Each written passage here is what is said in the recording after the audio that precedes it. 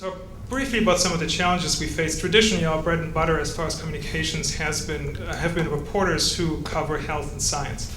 And even over the last couple of years, we've really seen a mass exodus of experienced reporters, experienced editors, and sort of a much smaller group of people to work with, which really has implications. One, I mean, our issues don't really bubble to the very top of the debate very often as it is. And now they're not being covered as competently a lot of the time in the traditional media as they used to be. I mean, we're experiencing now where we have general assignment reporters calling us up to write about our issues. And a colleague of mine a couple of months ago had the experience where somebody from a smaller paper called her up and wanted to talk about some state issues. And so when my colleague starts explaining, and this person goes, whoa, hold up a minute. What is this Roe v. Wade law that you're talking about? I mean, she didn't even know that it was a Supreme Court decision. And that's kind of the knowledge base that we deal with at times.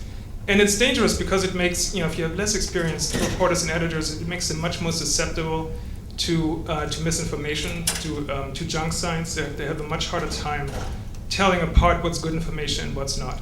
And who's really spinning you in outrageous ways and what is, what is actually fact.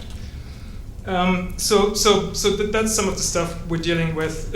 One, of course, of the ways of getting around it has been for us to work with blogs to get word out much more aggressively, and we've done really well. And we give huge props to sort of the feminist and women's issues bloggers like Amanda and Jody and many others out there, and who have really done an outstanding job, especially since as they've been fighting to join the mainstream in the blogosphere.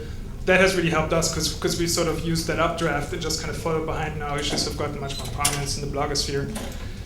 One of the issues that I struggle with in my daily work, and I think that's something that Jody and others can probably confirm, is really that so much of the coverage now is really the coverage that really matters in terms of influencing policy inside the Beltway. It's not even done anymore by the health and science reporters. It's really the political reporters who often work for publications inside the Beltway, sort of Politico, The Hill, the Washington Post political desk, and so forth. And what happens there is that these reporters don't really have a deep understanding of sexual and reproductive health issues. I don't think they have really that much of an interest in really understanding it. They just know certain buzzwords are controversial. Controversy is good for headlines, it's good for getting links, it's good for getting readership. So they drum up a lot of controversy around these things without ever, oftentimes, I mean, I shouldn't generalize, but many of them are not really interested in covering these issues in sort of the nuanced way that they need to be covered at times. So one of the things we're trying to figure out is, I've really been building a list, and especially now in the context of the healthcare reform debate, where the abortion issue suddenly exploded out there, and there has just been so much outright misinformation, stuff that's completely made up.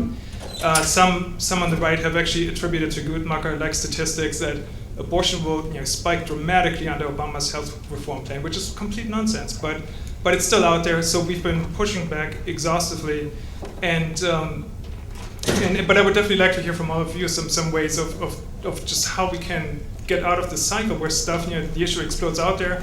There's a lot of misinformation in the first 24 hours, and that kind of determines the conventional wisdom around many of our issues.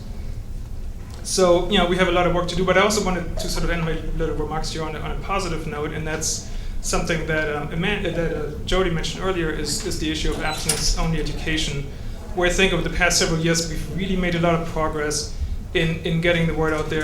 It's just sort of pointing people to the very strong evidence that these programs don't work, they're completely discredited, and we need to really switch to much more effective comprehensive sex education.